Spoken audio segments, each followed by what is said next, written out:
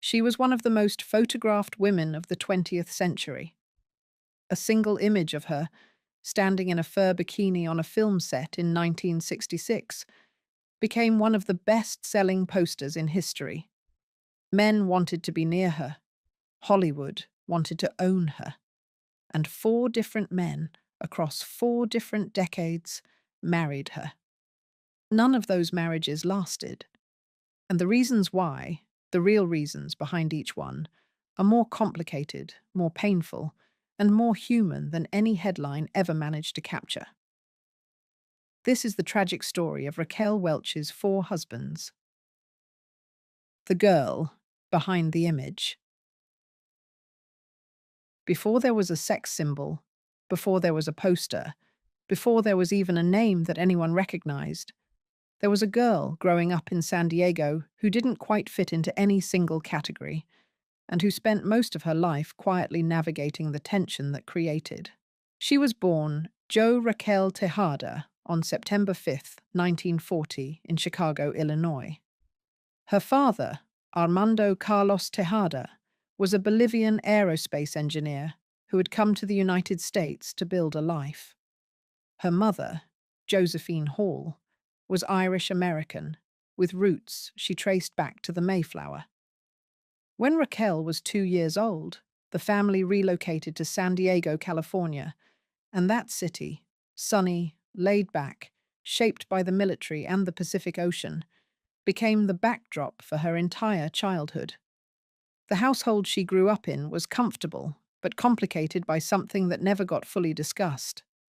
Her father, aware of the discrimination that Latin Americans faced in mid-century America, made a deliberate choice to assimilate as completely as possible. He refused to speak Spanish at home. The family did not practice the cultural traditions that had shaped his own upbringing in Bolivia. He believed this erasure was necessary, a way of protecting his children from the prejudice he had personally encountered. Raquel understood this later in life, speaking about her father with both empathy and sadness. He suffered, she said. The prejudice against Latinos at the time was real and damaging, and his response was to try to make his family invisible to it. But the cost of that invisibility was a piece of herself that she spent decades trying to reclaim. She was a beautiful child and a driven one.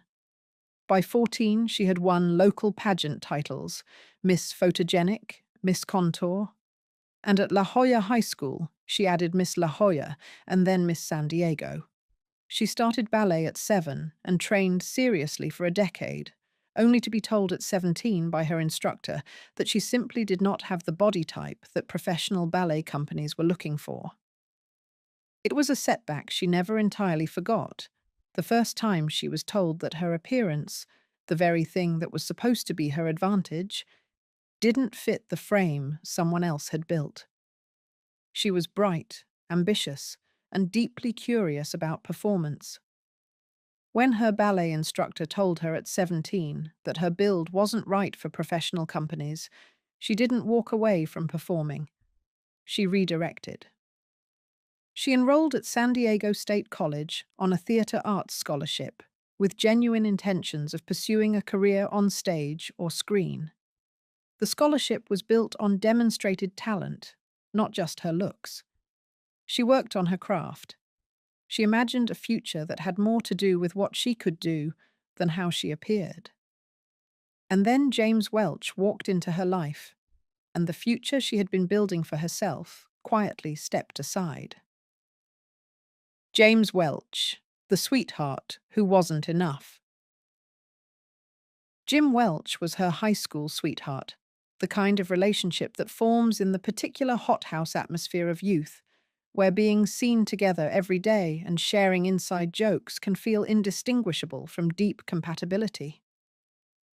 In her 2010 memoir, Raquel, Beyond the Cleavage, she wrote about how completely infatuated she was during those years, so absorbed by her feelings for Jim that she could barely concentrate on her classes.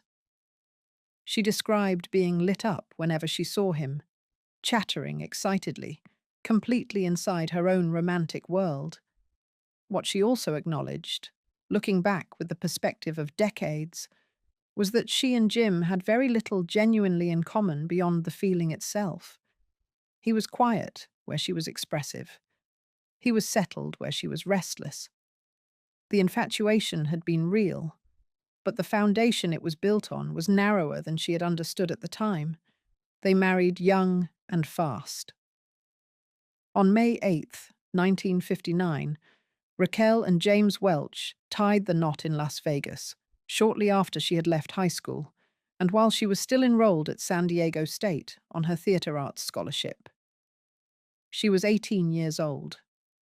Her father, Armando, did not approve of the marriage or the timing, but Raquel had already made up her mind, and she was not the kind of woman who waited for anyone's permission before doing the thing she had decided to do. The consequences of the early marriage arrived quickly.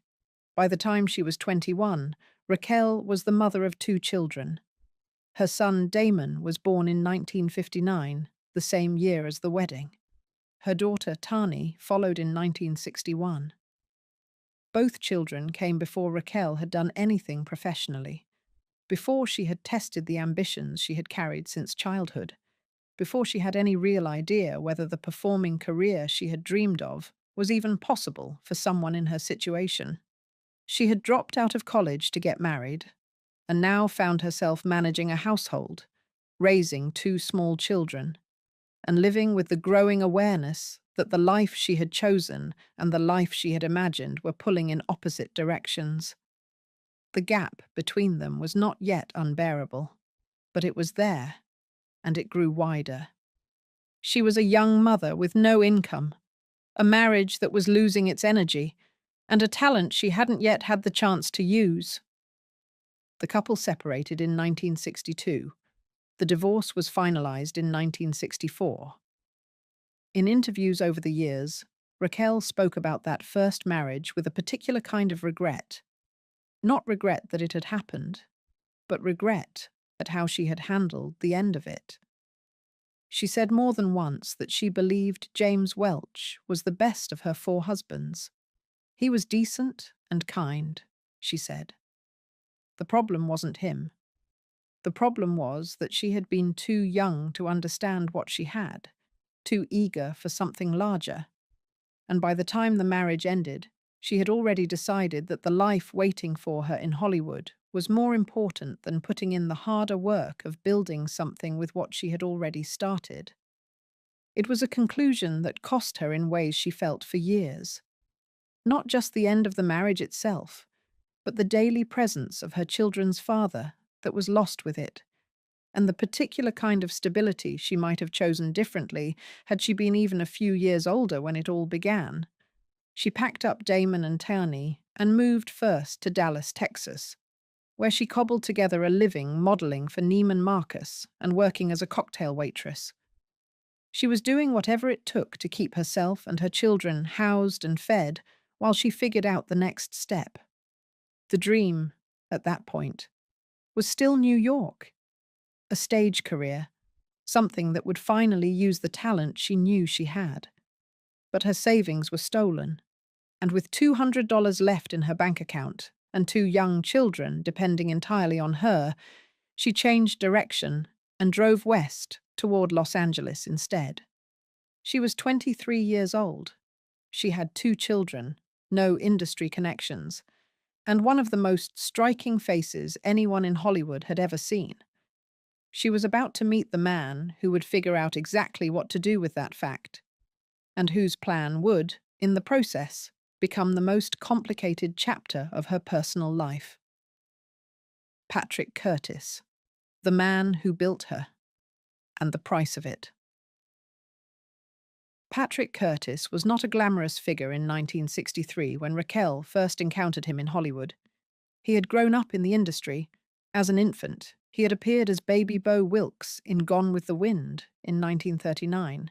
His uncle was director Billy Wilder, but his own acting ambitions had never materialized.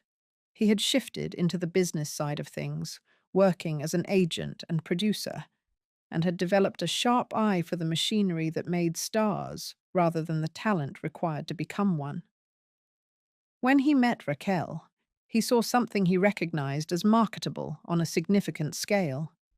He offered to become her personal manager and helped devise a strategy for how she would be presented to the industry. His first and most consequential piece of advice was about her name. Raquel's Bolivian surname, Tejada, was an obvious identifier of her Latin heritage. And in the early 1960s, Hollywood routinely typecast Latin actresses in narrow, limiting roles. Curtis advised her to keep the surname from her first marriage instead. She remained Raquel Welch rather than Joe Raquel Tejada. Executives even pushed her to change the first name too, suggesting something softer and more Anglo-sounding. Debbie Welch was reportedly floated. She refused that part. Raquel was non-negotiable. That name was the last piece of herself she was willing to give up. It was a painful compromise that she acknowledged years later had left her with a sense of psychological incompleteness, a feeling of not quite knowing who she was, of having built a public identity on a name that was half someone else's. Under Curtis's management, her career began to move with remarkable speed. She appeared in small television roles in 1964, episodes of Bewitched, McHale's Navy, The Virginian. In 1965, she appeared in the beach film A Swingin' Summer, her first featured film role. It was on the set of that production that her working relationship with Curtis deepened into something personal. The two began a romance while building a career together, which is the kind of arrangement that has built many Hollywood relationships and destroyed just as many. Then 1966 arrived and changed everything. She appeared first in Fantastic Voyage, a big-budget science fiction film in which she played a scientist who shrinks to microscopic size. The film was a genuine Hollywood production, technically ambitious, widely released, and it attracted enough attention to her presence that 20th Century Fox signed her to a long-term contract. Fox then loaned her to the British studio Hammer Films for a prehistoric adventure called 1,000,000 Years BC. She had only 3 lines of dialogue in the entire film. What she had was a 2-piece deerskin bikini, a windswept shoreline, and a presence in front of the camera that the lens could not look away from. A publicity still of her standing on the shore in that costume became one of the best-selling posters in history. It was described at the time as mankind's first bikini, and the image circulated so widely, so immediately, that within months, Raquel Welch had become an international sensation. She hated being reduced to it. In interview after interview over the following years, she pushed back on the notion that the poster was her achievement. She said the crappy material she was offered in those years wasn't what she had chosen. She had no control. She found it frightening, she said, that a single image could define a person so completely, while all the actual work she was doing existed in its shadow. But the poster was the reality she was working within, and Curtis had put her there deliberately.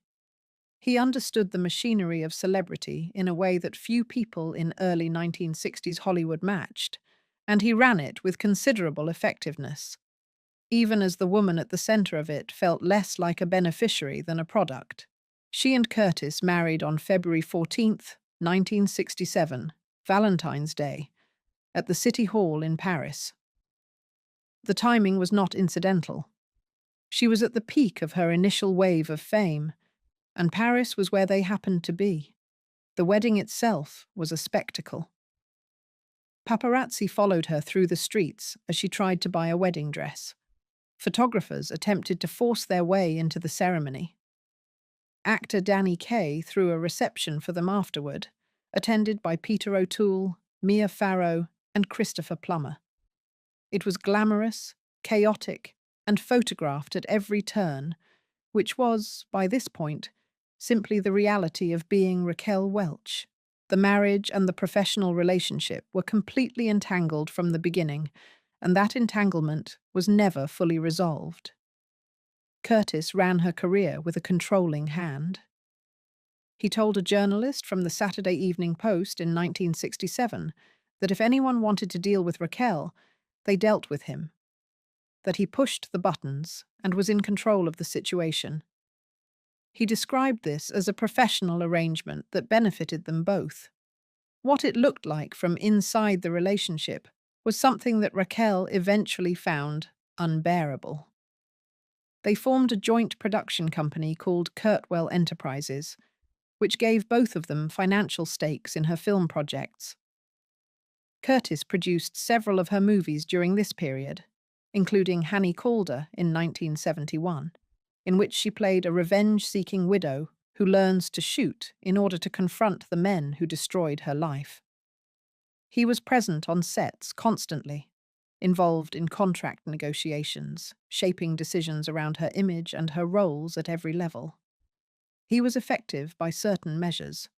Under his management, her fees had risen from $500 a week for small parts to as much as $20,000 a day for high-profile European productions. Her contracts specified limousines, personal hairdressers, air-conditioned trailers, and the right to veto any photographs she found unflattering. But the contracts and the money were his accomplishments as her manager. What happened to her as a performer was something more complicated. She was being booked into roles designed almost entirely around what she looked like in limited clothing, and the sheer quantity of material produced in that vein made it increasingly difficult to demonstrate that she was capable of anything else. She described it with frustration in later years, saying she had no control over the material, that it was frightening how thoroughly one image had come to define the entire public understanding of her. She was a performer who had trained since childhood, had studied theatre arts, had a genuine range, and she was being deployed as a walking advertisement for something she had barely agreed to become. The personal dimension of the marriage added another layer of difficulty. The lines between her manager and her husband had never been properly drawn, and as her fame grew, the power Curtis held over her professional life made the domestic relationship increasingly strained. She later described feeling manipulated and controlled during the marriage. She said there had been infidelity on his part, and that the relationship had become genuinely unhappy in its final years. The specific chronology of the unraveling is not entirely clear from the public record. What is clear is that the two people who had entered into a marriage and a business partnership simultaneously found, by the early 1970s, that neither structure was working anymore. They separated in 1971. The divorce was finalized on January 6, 1972. Patrick Curtis went on to marry twice more. He died on November 24, 2022, at the age of 83, just under 3 months before Raquel herself died in February 2023. The two of them had known each other for nearly 60 years by that point, had been through the most formative and turbulent years of her career together, and then had lived the remainder of their lives separately. Whatever the marriage had cost them both, it had also produced something. The international celebrity of Raquel Welch was, at least partly, a project they had built together. Whether that was worth the price she paid for, it was a question she continued to turn over for the rest of her life. After the divorce, Raquel was free professionally for the first time in years, and what she did with that freedom was striking. Without Curtis determining the shape of her career, she began pushing into roles that had nothing to do with the image he had spent years constructing. She played a professional roller derby skater in Kansas City Bomber in 1972, an emotionally demanding performance that let her show a rougher, more physical side of herself. She won a Golden Globe in 1974 for her comedic performance in The Three Musketeers. She starred in the controversial Myra Breckinridge. She proved to the people who had been paying attention that there was far more to her than a fur bikini and a poster. And she was doing all of it alone, navigating Hollywood without a manager husband, raising her two children, and quietly proving herself on her own terms. She won a Golden Globe in 1974 for her genuinely funny comedic turn in The Three Musketeers, a role she reprised in the sequel the following year. She played a professional roller derby skater in Kansas City Bomber, a physically demanding role that required real training, and earned serious reviews for the first time. Directors and writers who worked with her during this period consistently described a woman who was far more disciplined and technically capable than the industry had bothered to discover while it was busy marketing her body. The problem, consistently, was that the studios kept seeing the poster rather than the person. The next chapter of her personal life would wait several years, and when it arrived, it came not in Los Angeles, but in Paris, in the company of a man who seemed, at least for a while, to understand something about her that the industry never fully had. Andre Weinfeld, the happy marriage that couldn't cross an ocean. In 1977, while in Paris on professional business, Raquel met a French filmmaker and screenwriter named Andre Weinfeld. He was a different kind of man from either Jim Welch or Patrick Curtis. Where Jim had been the boy next door she had outgrown, and Patrick had been the operator who had built her and then tried to own her, Andre was an intellectual, educated at the prestigious Lycée Louis-le-Grand and the Sorbonne in Paris, fluent in multiple worlds, comfortable navigating Paris and New York and Hollywood with equal ease. He had a creative life that was genuinely his own. He wasn't building a career through proximity to her fame. He was a filmmaker with his own work and his own standing. The French press, in their particular way, dubbed the couple Beauty and the Beast, a description that Weinfeld took with enough grace to later call himself the champion, for lasting longer in the marriage than any of the other three husbands. He was willing to move to Los Angeles to be with her, which was itself a significant statement about the seriousness of his intentions.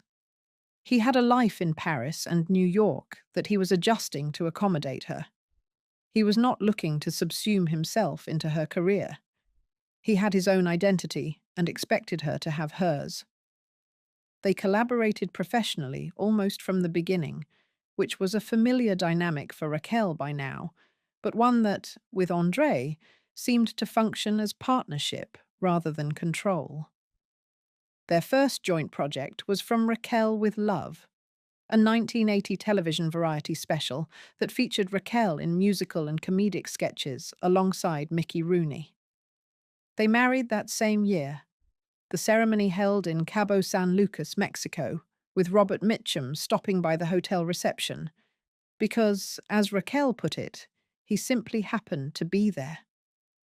It was a typically unusual footnote to a Raquel Welch event. Andre also co-produced Woman of the Year on Broadway in 1981, which had opened with Lauren Bacall in the lead role. When Bacall went on a planned vacation and needed a temporary replacement, Raquel stepped in. The critical response genuinely surprised people who hadn't been following her career carefully. The reviews were warm, even enthusiastic, and she demonstrated a theatrical ease and a comedic timing that Broadway audiences found entirely unexpected. She had never been given that kind of material in Hollywood, and here she was, thriving in it. She returned to Broadway in 1997 for Victor/Victoria, which only reinforced that her talent had never actually been the problem. The problem had always been how the industry chose to package and deploy it. By all external accounts, the Weinfeld marriage was the most genuinely happy of her four. Weinfeld himself described it that way in later years. A real partnership, a real life together. Two people who liked each other and built something that worked. The ending, when it came in 1990 after 10 years, was not driven by infidelity or control, or the kind of accumulated grievances that had broken her earlier marriages. It came from something considerably more banal and considerably more difficult to fight: geography. As the years passed, their lives began to pull in different physical directions.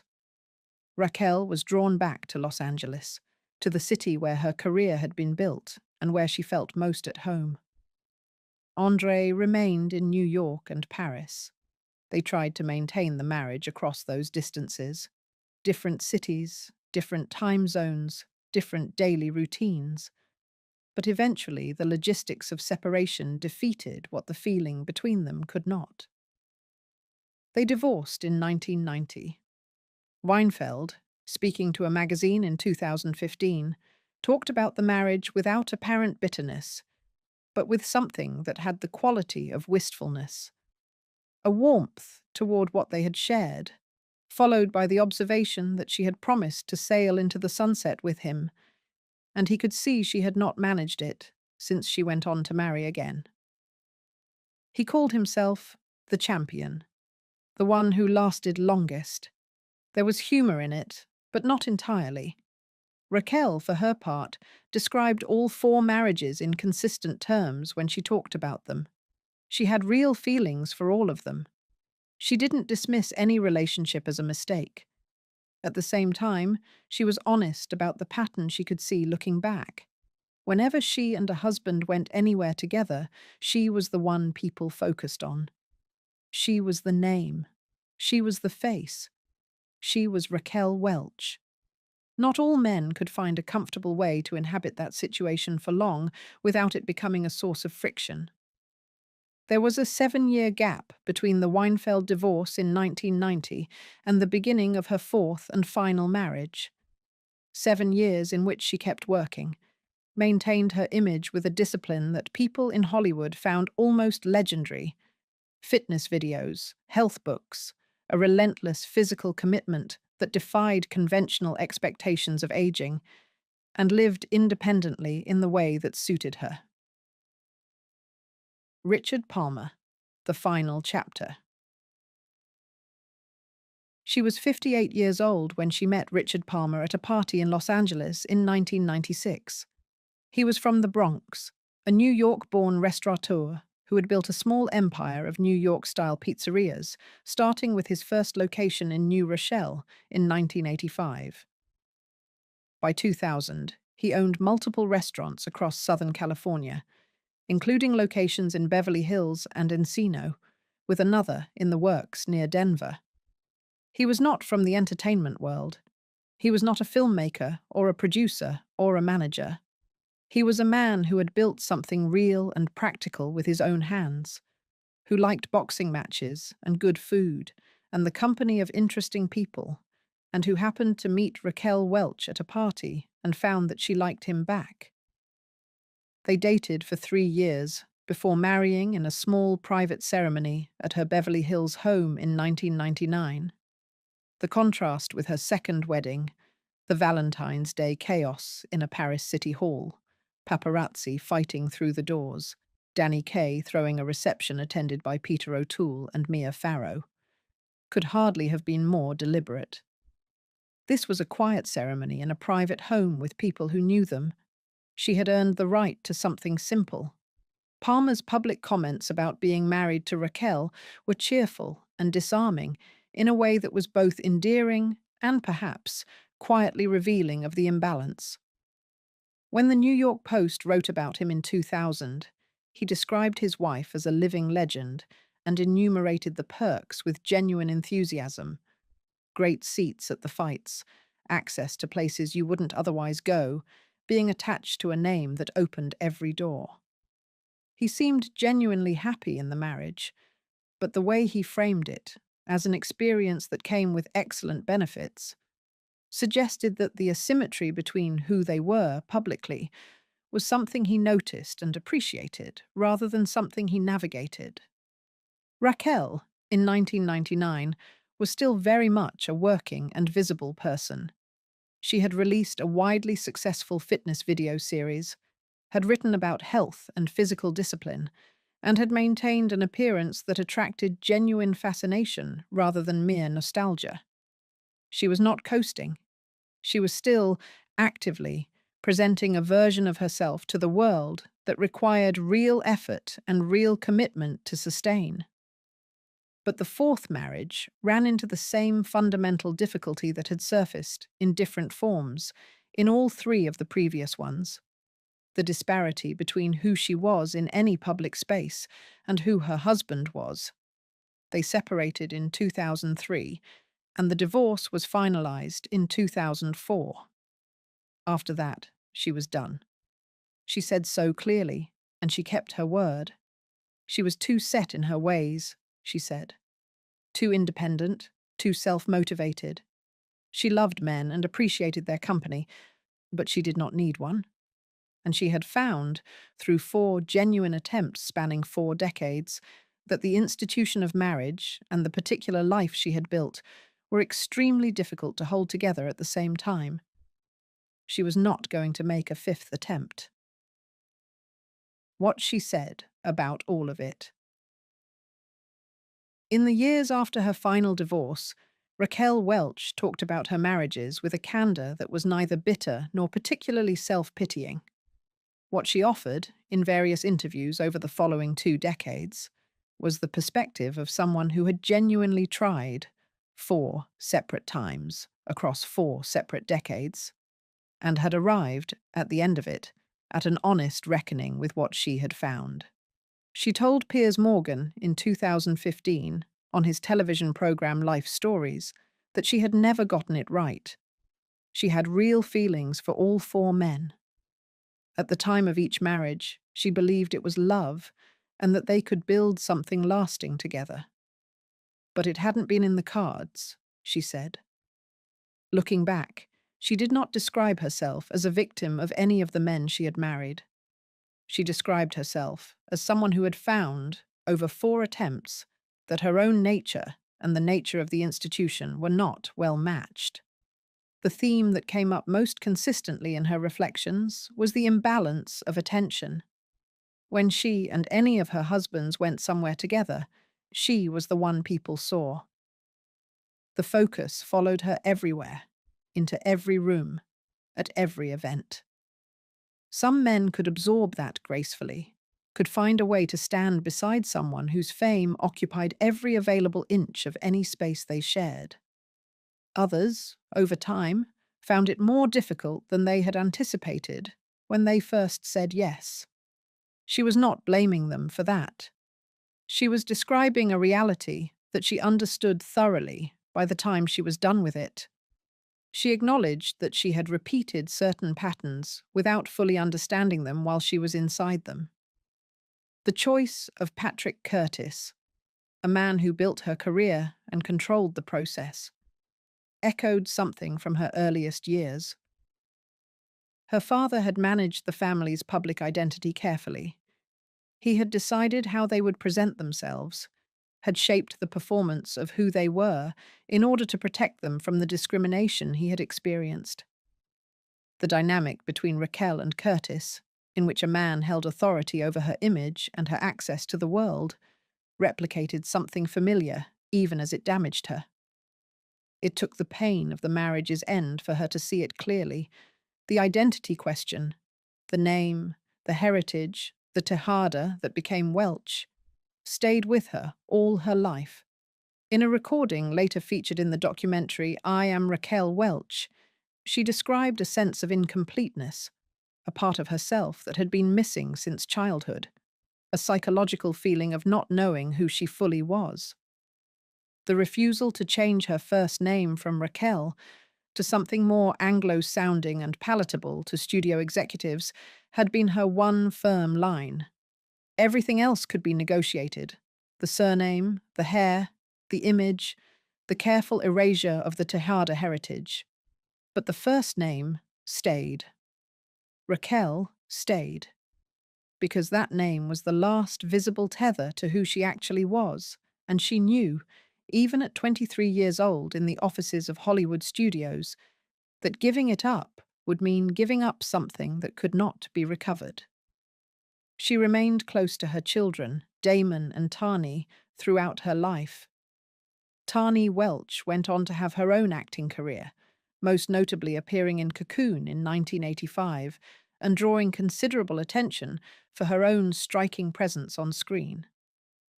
Both children carried their father's surname, the same surname their mother had built her entire public identity upon.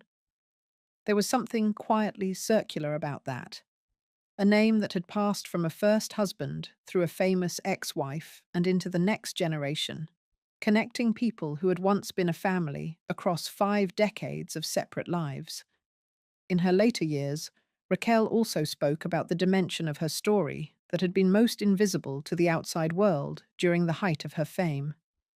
Her Latina identity, the Bolivian father who had refused to speak Spanish at home, the culture that had been deliberately suppressed in the name of survival and assimilation. She described her father's choice with understanding, but not without sadness. He had suffered, she said. He had made the only choice that seemed available to him at the time, and that choice had cost them both something. The part of herself that was Tejada, that was Bolivia, that was the heritage her father had come from.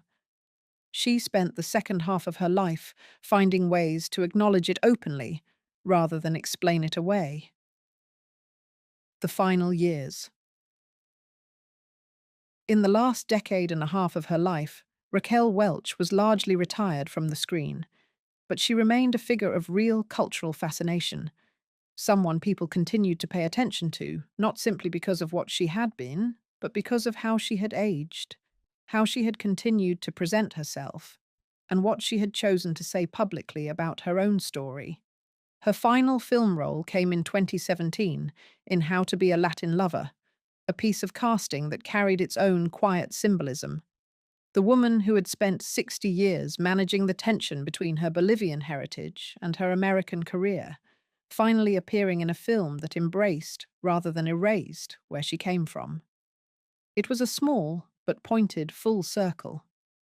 She had been honored by the Imagen Foundation with a Lifetime Achievement Award in 2001 and received the recognition again in 2015 for her positive portrayal of Latin Americans in the entertainment industry. The recognition mattered to her in ways that the early glamour awards had not, because it acknowledged a dimension of her identity that Hollywood had spent most of her career asking her to set aside. She received a star on the Hollywood Walk of Fame in 1996 at the address of 7021 Hollywood Boulevard, a tangible marker on the street of the city that had made her and that she had spent decades pushing back against. She was a woman of faith throughout her life, a lifelong Presbyterian who attended a small congregation in Glendale, California. She described the community there with genuine warmth in interviews, noting that the people were not Hollywood types. They were modest, cheerful, and welcoming, and that quality meant something to her after a lifetime spent in the entertainment industry's particular social atmosphere. She published her memoir, Raquel, Beyond the Cleavage, in 2010, and the title alone said something about what she wanted the record to reflect. The cleavage had been the thing the world focused on. What lay beyond it? The childhood in San Diego, the Bolivian father who would not speak Spanish, the theater arts scholarship, the 2 children left at home while she drove west toward a career, the 4 marriages, and what each one had taught her, was the part she wanted people to understand. Raquel Welch died on February 15th, 2023, at her home in Los Angeles. She was 82 years old. Her family confirmed she had passed away from a brief illness, and it was later reported that she had also been living with Alzheimer's disease in her final years. She was not married at the time of her death and had not been since her divorce from Richard Palmer nearly 20 years earlier. She left behind her 2 children, Damon and Tani, and several grandchildren. The image most people carry of her, the one from 1966, the fur bikini, the wind-swept shore, remains one of the most reproduced photographs of the 20th century. It is an image she had complicated feelings about for most of her life. It made her famous overnight, and then spent the following decades being the first and often only thing people reached for when her name came up, even as she worked steadily to demonstrate that she was considerably more than it.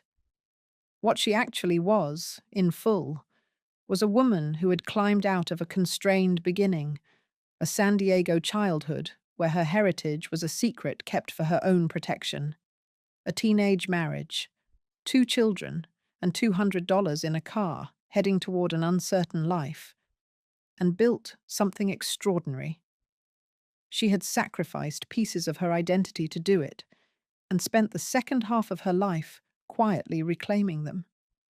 She had married 4 times with genuine feeling, and had never quite found what she was looking for in that particular form of connection.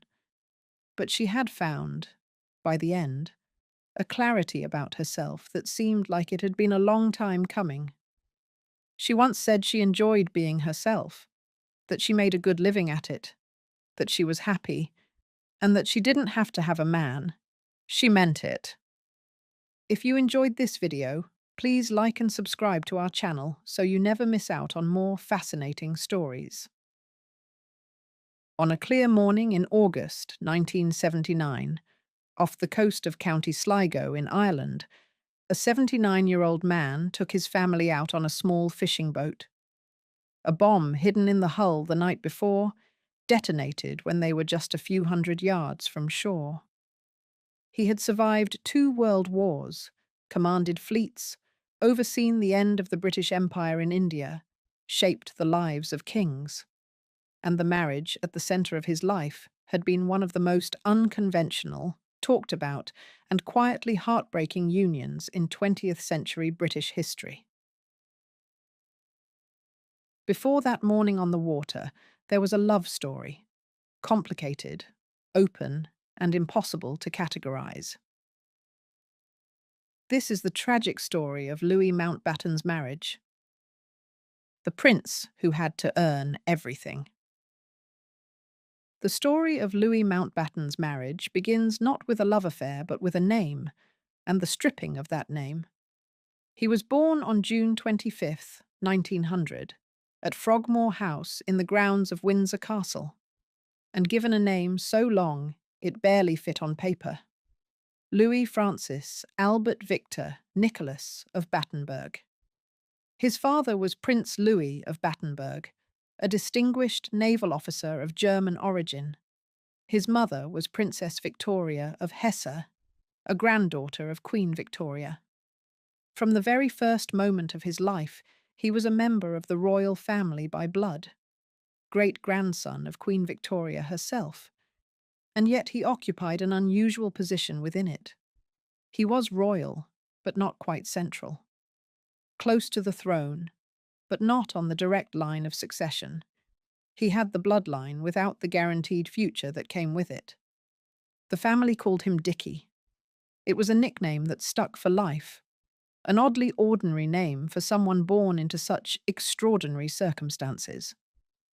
He grew up steeped in naval tradition and royal expectation, and the Navy was always going to be his path. He began his formal naval training at the Royal Naval College at Osborne on the Isle of Wight, following in his father's footsteps with an earnestness that people who knew him as a boy described as almost excessive. He was serious about his career, meticulous about his ambitions, and enormously proud of the family name he carried. Then, in 1914, the war came, and with it, a wave of anti-German feeling in Britain that swept through every institution, including the royal family. The Battenberg name, rooted in German aristocracy, became a liability almost overnight. In 1917, under pressure from public opinion and with King George V leading the way, the royal family dropped its German names. The Windsor family became Windsor instead of Saxe-Coburg and Gotha. Louis's father, Prince Louis of Battenberg, was compelled to resign as First Sea Lord, the head of the Royal Navy, partly because of his German birth. The family changed their name from Battenberg to Mountbatten, an English translation of the German. It was a humiliation from which his father never fully recovered. He was a man who had dedicated his life to the British Navy, had risen to its very top, and was pushed out not because of anything he had done, but because of where he had been born. Louis watched this happen as a teenager and absorbed it deeply. The desire to restore the family name, to prove that a Mountbatten belonged at the highest levels of British life, became one of the driving forces of his entire career. He entered the First World War as a naval cadet and served on several ships before the conflict ended. He wasn't yet old enough to have a significant command, but he got his first real taste of what it meant to serve in wartime. By the time the war ended, he was 18 years old, determined and ambitious, in a way that had very little modesty about it. People who encountered him early in his career noted that he talked about his future plans with a certainty that was either inspiring or deeply irritating, depending on who you asked. It was into this world, the post-war London of 1920, full of glamour and relief, and a determined refusal to think too hard about the generation that had just been lost, that Louis Mountbatten attended a ball at Claridge's Hotel and met a young woman who would change the entire direction of his life. The wealthiest woman in Britain. Her name was Edwina Cynthia Annette Ashley, and by the time she met Louis Mountbatten in October 1920, she was already one of the most talked-about young women in London. She had been born on November 28, 1901, into a world of privilege, but also into a childhood marked by loss and distance. Her father was Colonel Wilfrid Ashley, a Conservative Member of Parliament, who was more interested in politics and his own affairs than in his daughters. Her mother died when Edwina was only 10 years old, and her father remarried with a speed that left his two daughters largely to fend for themselves emotionally. Edwina was sent to boarding school, which she hated. What saved her, and what shaped the particular quality of determination and restlessness that defined her entire adult life, was her relationship with her maternal grandfather. His name was Sir Ernest Cassell, and he was one of the wealthiest men in Europe. A German-born Jewish banker of extraordinary financial skill, Cassell had built a fortune that made him a confidant to King Edward VII and a figure of immense social influence. He adored his granddaughter with a completeness that stood in sharp contrast to her father's emotional distance, and Edwina adored him back. She became his hostess at the age of 18, managing his lavish dinner parties at Brook House, the family's enormous mansion on Park Lane. She ran those gatherings with a poise and intelligence that left guests visibly impressed. One contemporary described her conversation as quick, clever, and full of questions. The conversation of someone who was genuinely curious about everything rather than simply performing interest. When Sir Ernest Cassell died in 1921, he left the vast majority of his estate to Edwina. The inheritance was staggering, valued at what would today be many tens of millions of pounds. She became, at the age of 19, arguably the wealthiest young woman in Britain. She had money, beauty, social confidence, and a freedom that most women of her era could barely imagine. Louis Mountbatten, by contrast, was a naval officer living on a naval officer's salary. He was charming and handsome, and unquestionably connected to royalty, but he had no fortune of his own. His family had status and history. What they lacked was money. When he met Edwina at Claridge's that October evening in 1920, the attraction was immediate and mutual, but the landscape between them was dramatically unequal in financial terms. They courted through the following months, and Louis proposed to Edwina in Delhi in early 1922 during a royal tour of India. She had just inherited Cassell's estate. He was 21 years old, she was 20. Their engagement was announced, and London society immediately recognized it as one of the most glittering matches of the decade. the royal prince and the heiress, brought together in circumstances that seemed almost designed to produce headlines. Their wedding took place on July 18th, 1922, at St Margaret's, Westminster, the church that stands beside Westminster Abbey and has been the setting for some of the most significant society weddings in British history. More than 8,000 people gathered outside. The Prince of Wales, the future King Edward VIII, served as Louis's best man. Queen Mary and the elderly Queen Alexandra both attended.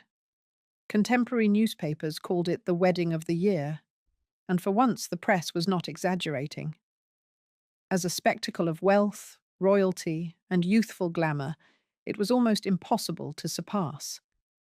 Their honeymoon was suitably extraordinary. They visited several European royal courts. They toured the United States.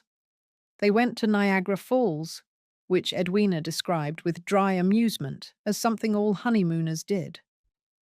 While in California, they encountered Charlie Chaplin, who made a short private film featuring the two of them. A film that was never commercially released, but exists as a small, glittering footnote to one of the strangest and most consequential marriages of the 20th century. But the honeymoon had to end.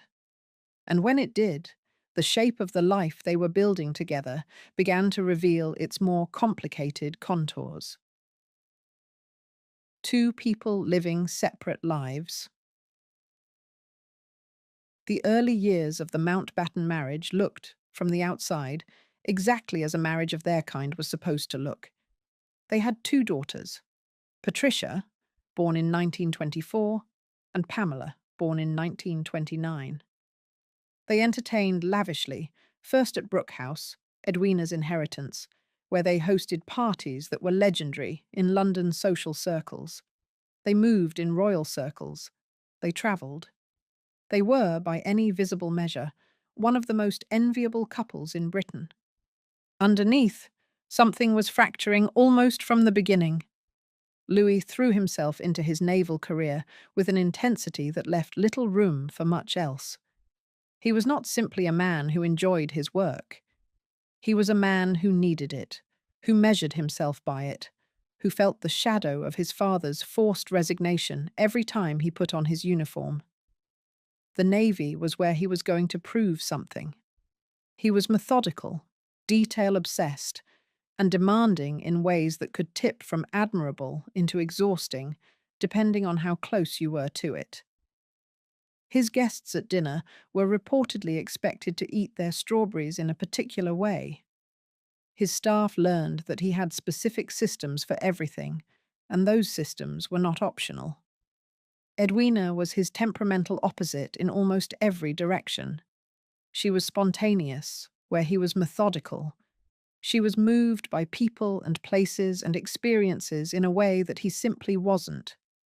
The restlessness that had defined her since childhood, the refusal to be contained, to stay still, to accept the life that was handed to her rather than building her own, expressed itself in ways that the conventional structure of an early 20th century aristocratic marriage had no framework for. By 1925, only 3 years after the wedding, Louis discovered that Edwina had taken a lover. It was the first of many. Over the years that followed, the affairs became a known feature of the marriage. Known to Louis, known in certain circles, occasionally erupting into public scandal.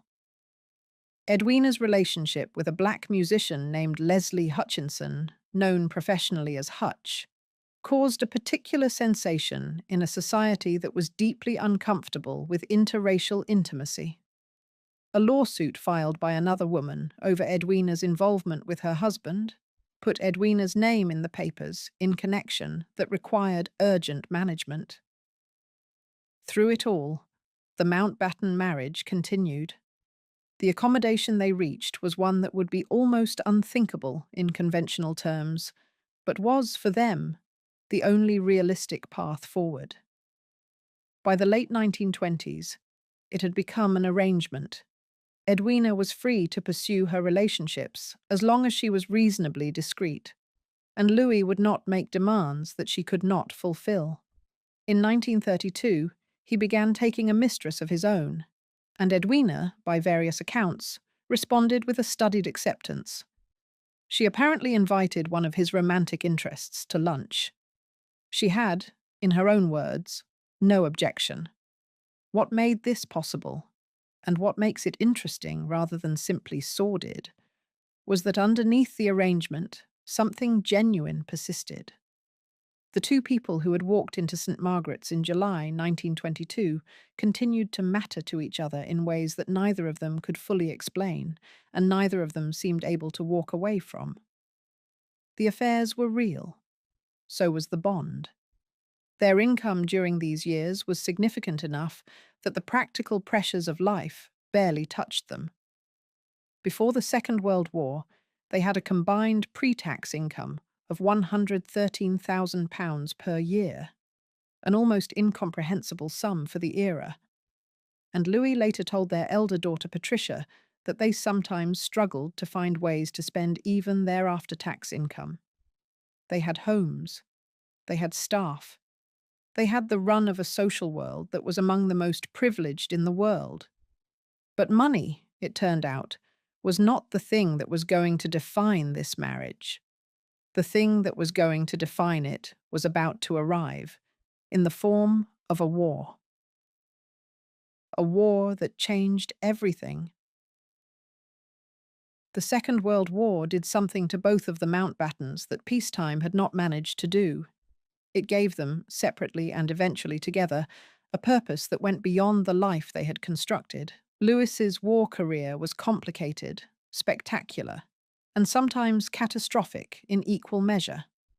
He commanded the destroyer HMS Kelly at the outbreak of war and led his flotilla into some of the most dangerous operations of the early conflict: the Norwegian campaign, the Atlantic, the Mediterranean.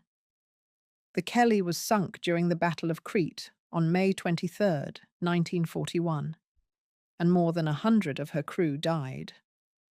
Louis was pulled from the sea. The loss of the Kelly haunted him. The story of the ship was later immortalized in a 1942 British film called In Which We Serve, directed by Noel Coward, which drew heavily on Mountbatten's experiences. A piece of wartime mythology that cemented his reputation as a naval hero regardless of the outcome. His reputation within actual military circles was considerably more complicated. He was known, not always affectionately, as the Master of Disaster, a label attached to his tendency to end up in catastrophic situations. The Dieppe raid of August 1942, which he helped plan in his role as Chief of Combined Operations, resulted in the deaths of nearly 900 Canadian soldiers and the capture of nearly 2,000 more. It was one of the worst Allied operations of the war. Mountbatten spent years deflecting his share of responsibility for it. But Winston Churchill, whatever his private reservations, needed Mountbatten's particular combination of royal connections, energy, and media-friendly heroism. In 1943, Churchill appointed him Supreme Allied Commander, Southeast Asia Command. He oversaw the campaign to recapture Burma, Malaya, and Singapore from Japanese forces. A grinding, brutal campaign in a theatre that received far less press coverage than the war in Europe, but was no less costly in human terms. By the war's end, he had presided over the liberation of those territories and accepted the formal Japanese surrender in Singapore in September 1945. Meanwhile, Edwina's war was transforming her in ways that were, in the long view, at least as significant as anything Louis accomplished on the battlefield. She threw herself into humanitarian and relief work with an energy that people who had known her only as a socialite found remarkable and disorienting. She worked with the Red Cross and St. John Ambulance Brigade, traveling to field hospitals, relief operations, and disaster zones, including some that were genuinely dangerous, with a physical and emotional stamina that exhausted people half her age. She visited hospitals in Burma. She traveled to parts of Asia where the conditions were desperate. She worked alongside people from entirely different backgrounds than her own, and discovered in that work a version of herself that the Brooke House dinner parties had never required. The war did not heal the fractures in the marriage, but it gave both of them a gravity that their pre-war lives had lacked. When the conflict ended in 1945 and the question of what came next arose, the answer arrived within a year. India, and the man who changed everything.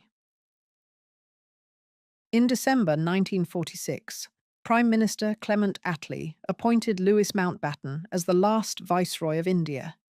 His mandate was singular and enormous: to manage the transfer of power from Britain to the Indian people, and to do it faster than anyone had originally planned. What had been conceived as a process taking years was compressed, ultimately, into months. The Mountbattens arrived in Delhi on March 22, 1947. India was on the edge of something catastrophic. Hindu, Muslim, and Sikh communities that had lived uneasily alongside each other under British rule were now facing a future that required them to define themselves in national terms. And the violence that had already begun in various parts of the country was a warning of what a rushed partition could produce. For Louis, India was the largest stage of his life, a negotiation with historical forces that would determine the shape of a subcontinent. He dealt with Mahatma Gandhi, with Jawaharlal Nehru, and with Muhammad Ali Jinnah, the leader of the Muslim League.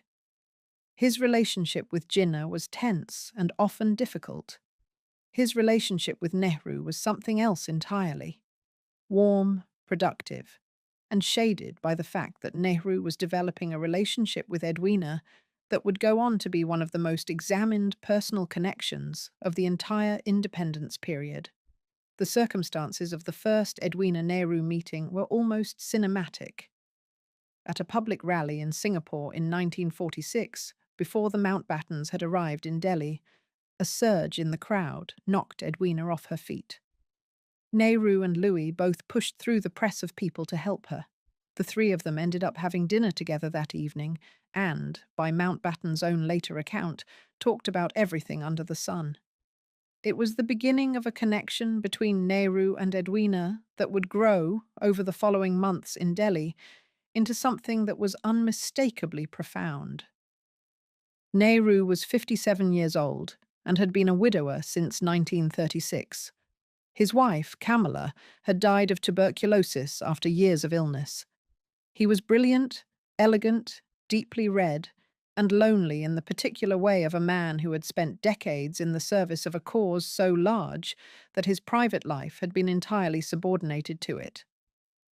Edwina was 45, restless as ever, still carrying the internal hunger for genuine connection that years of London parties and carefully managed arrangements had never quite satisfied.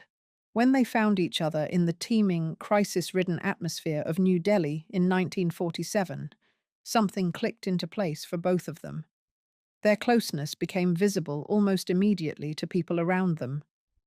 They were photographed together with a naturalness and ease that was striking given who they both were.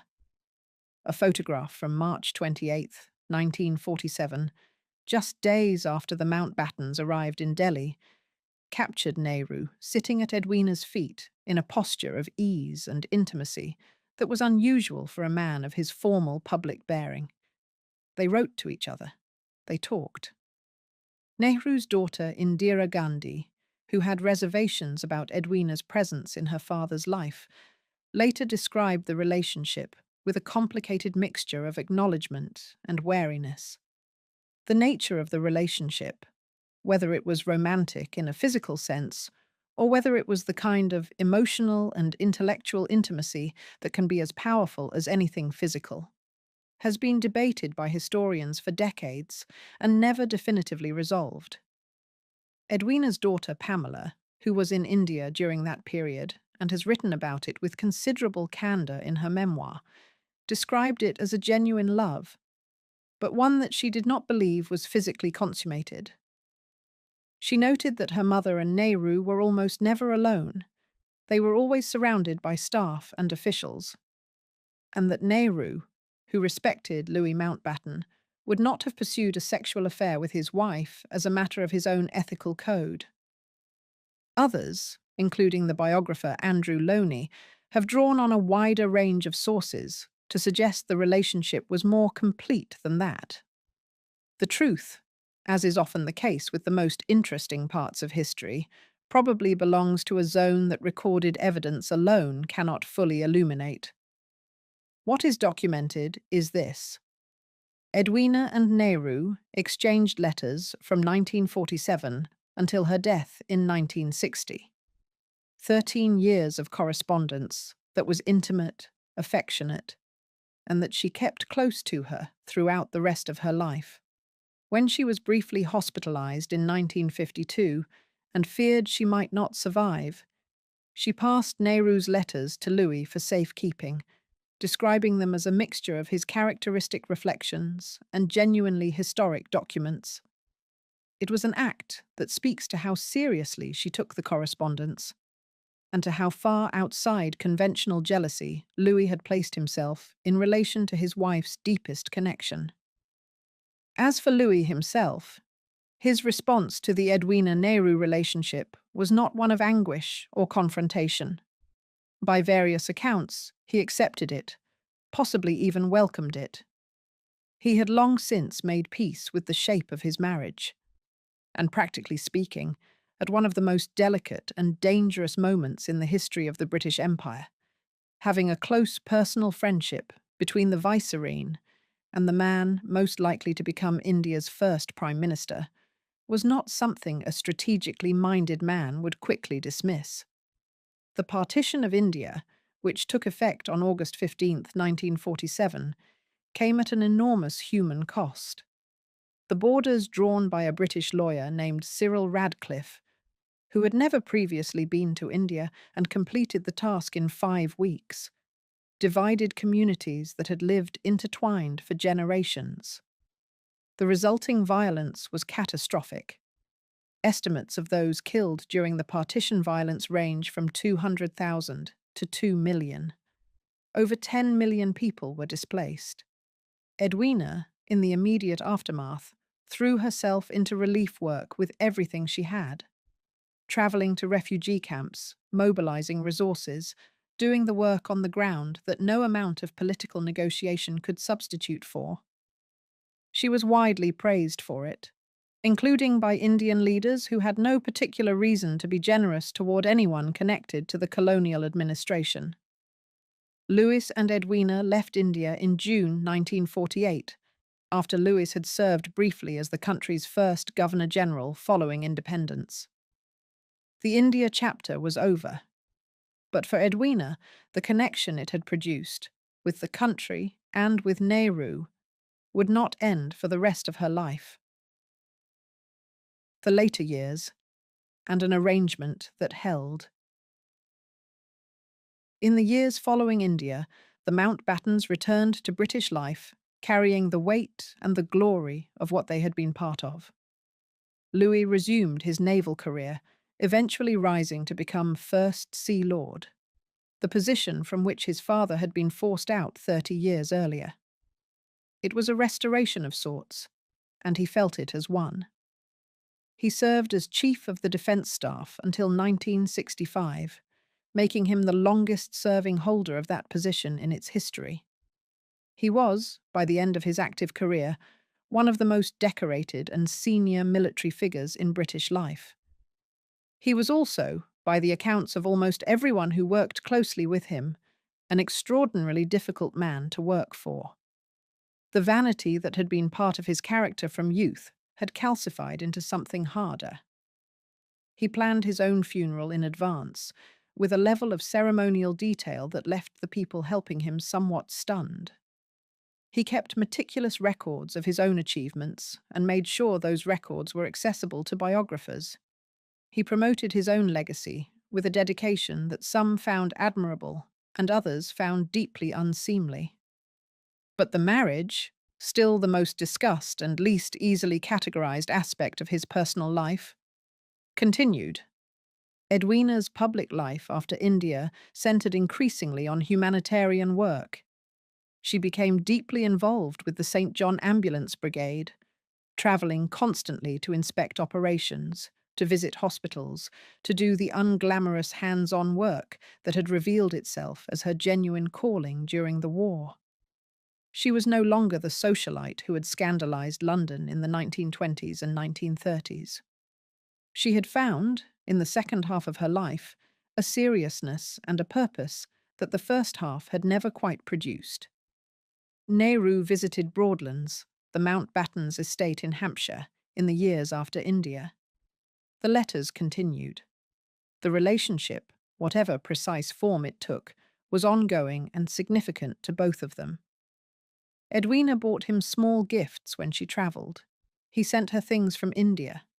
They saw each other when his duties and her travels brought them to the same places.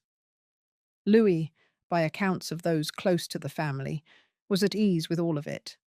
And through this period, something about the marriage that had always been difficult to name became a little clearer. It was not a conventional marriage and had never been one. But it was a real one.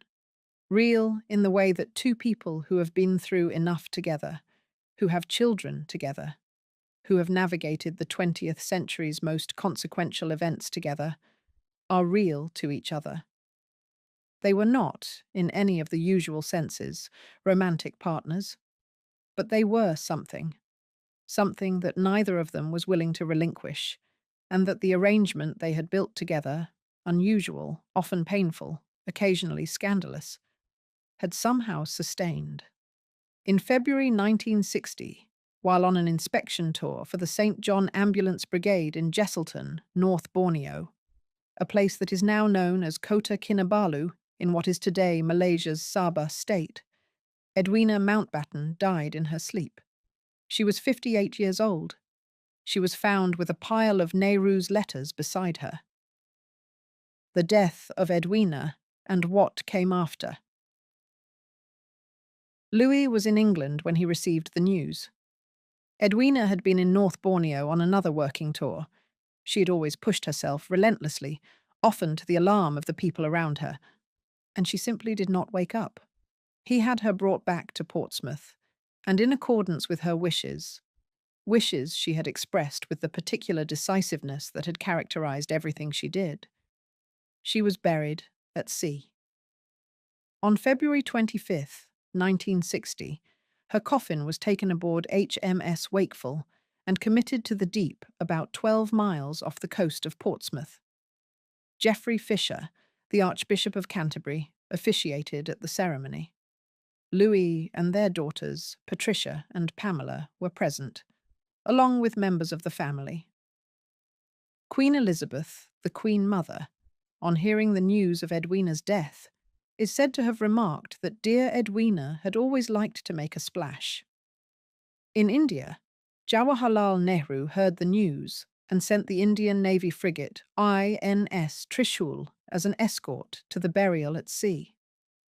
On Nehru's instructions, after the family's vessel had moved away from the spot where Edwina had been laid to rest, the INS Trishul quietly took their place and scattered marigolds on the water above her. Pamela Mountbatten, watching from the family's ship as the Indian frigate moved into position, said afterward that it was one of the most moving things she had ever seen.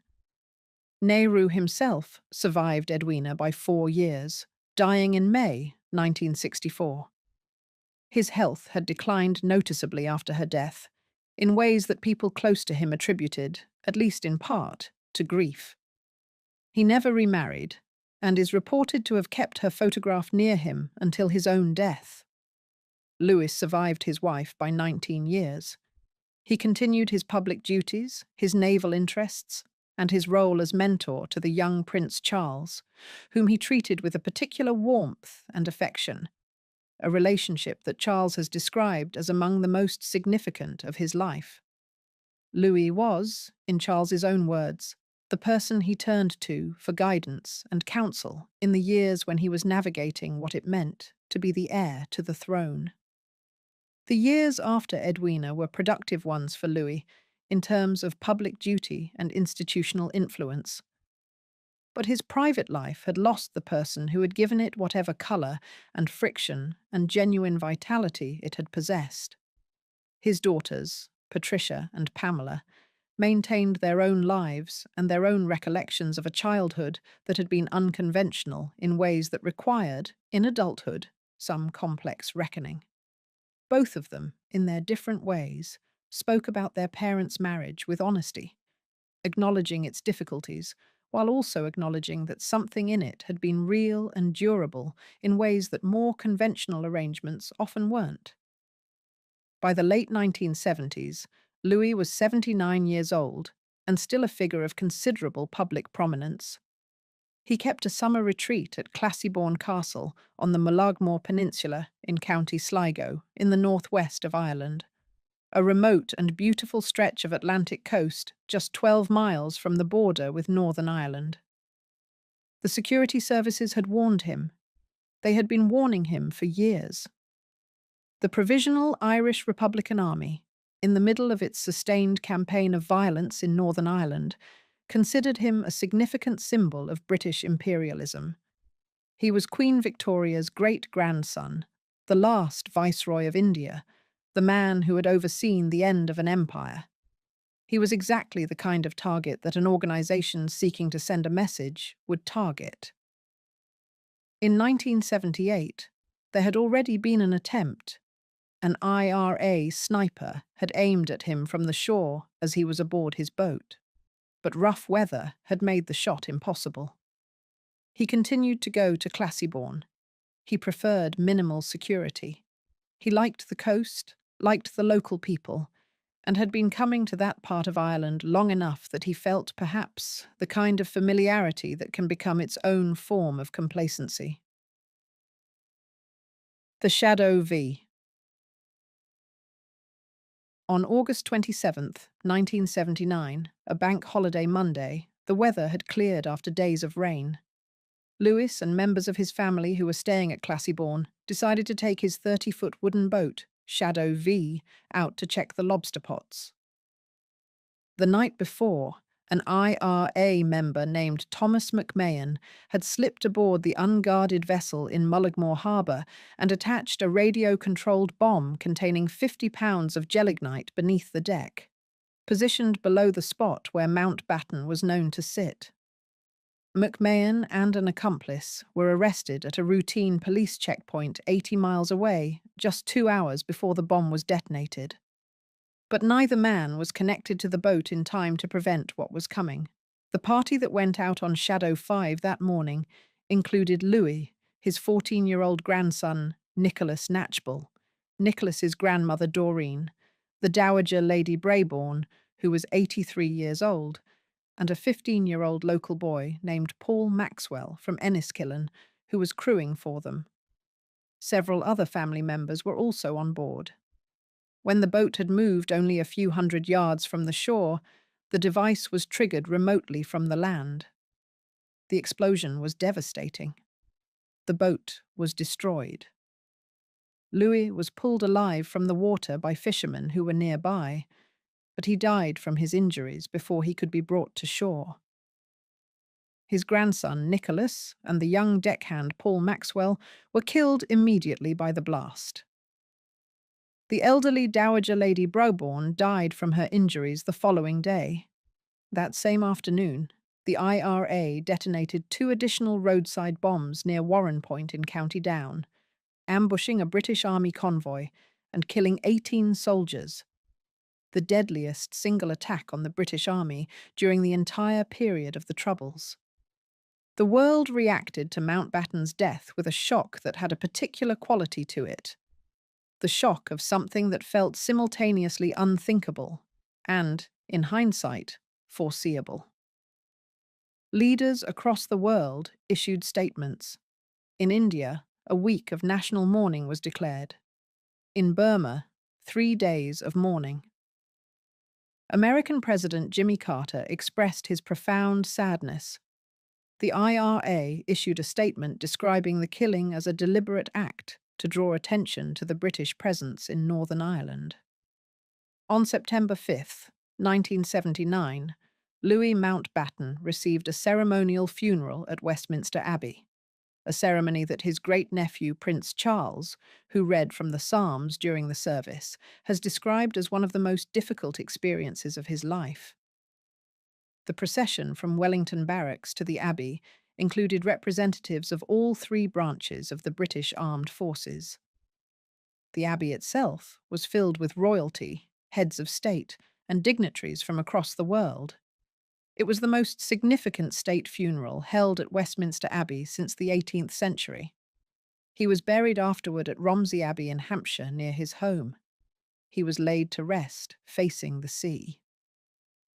Thomas McMahon was convicted of the murders in November 1979 on the basis of forensic evidence, traces of gelignite and flakes of green and white paint from the shadow withe found on his clothing.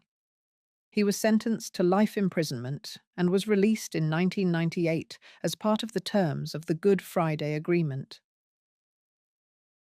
What remained? The marriage of Louis and Edwina Mountbatten was never going to be easy to explain to anyone who measured marriages by conventional standards. It had been built on an unequal foundation from the start: her money, his title, and the cracks that appeared within 3 years of the wedding never fully closed. They had affairs, separately and without real secrecy among the people who knew them. They made an arrangement that most people of their era would have found incomprehensible, and they made it work. Not perfectly, not without cost, but in a way that lasted 38 years until Edwina's death in North Borneo in 1960.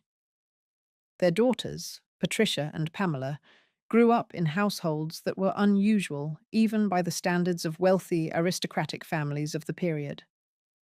Both have spoken, in later life, with a candor about their parents that is sometimes tender and sometimes complicated. Pamela's memoir describes her mother's relationship with Nehru with sensitivity and grief. Patricia, who inherited the Mountbatten earldom when Louis had no male heir, carried the family name forward into the 21st century. What the marriage produced, beyond 2 daughters and a great deal of historical drama, was something that it is genuinely difficult to name. Louis needed Edwina in ways he was not equipped to articulate. She needed him in ways that her other relationships, however intense, never fully substituted for. They wrote to each other during their longest separations. When she was seriously ill, she chose to give his letters, Nehru's letters, the most intimate correspondence of her life, to Louis for safekeeping, not to a friend, not to a lawyer, to her husband. That says something about what he was to her that all the accounts of their arrangement, all the named and unnamed affairs, all the decades of complicated distance, cannot entirely undo. Edwina went into the sea off Portsmouth, with marigolds from India scattered on the water above her. Louis went into the ground at Romsey, facing the ocean.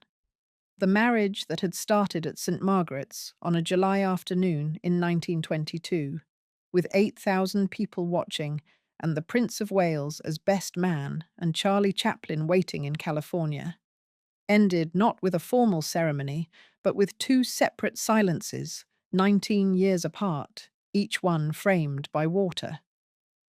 It was, in the end, a love story, just not a simple one.